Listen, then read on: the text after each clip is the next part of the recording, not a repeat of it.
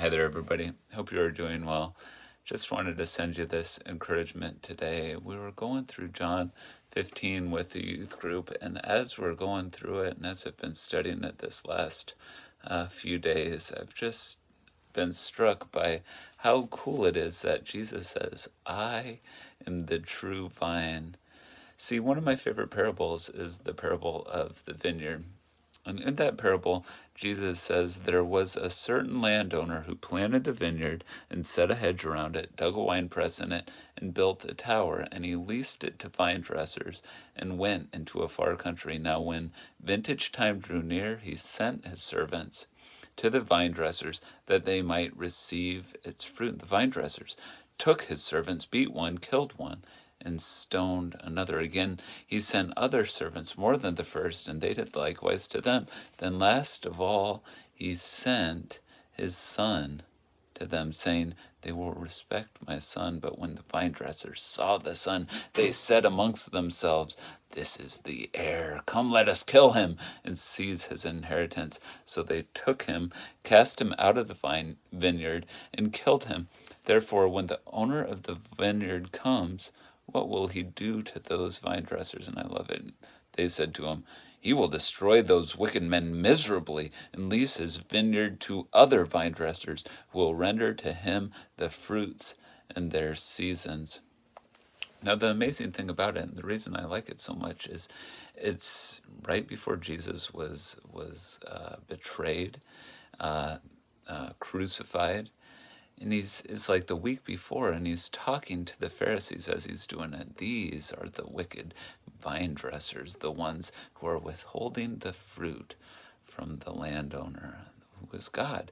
Now, the thing is that in this parable, Jesus is referring back to Isaiah 5, where it says that my beloved planted a beautiful vineyard. He did everything for that vineyard, right?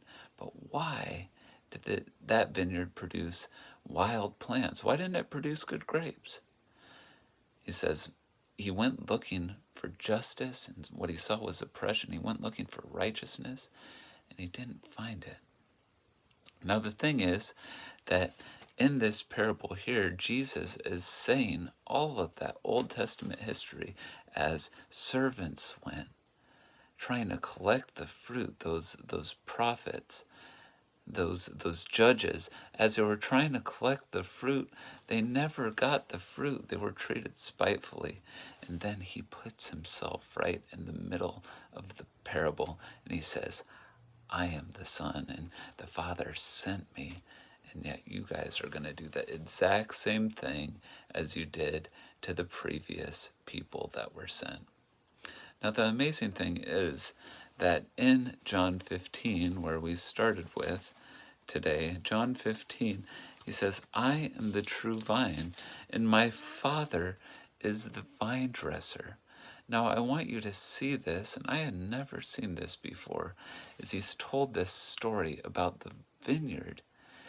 And as he's saying, I am the true vine, he's really pointing even further back to that Isaiah thing in Isaiah 5. And he's saying, you know why they were producing wild grapes in the first place?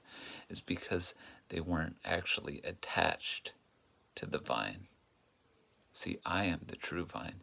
And any true fruit that you want to see, any true fruit that's going to be produced is going to have to be attached to me. It's going to have to take of my fatness and actually grow and become good fruit. See, isn't that beautiful? I am the true vine. See, the vineyard which produced wild grapes in Isaiah, in which the fruit was withheld. Ultimately, the true vine that has to grow in that vineyard is Jesus. And the only way that you or I or anyone else is ever going to bear fruit is being connected to that true vine. I am the true vine. You are the branches. My Father is the vine dresser.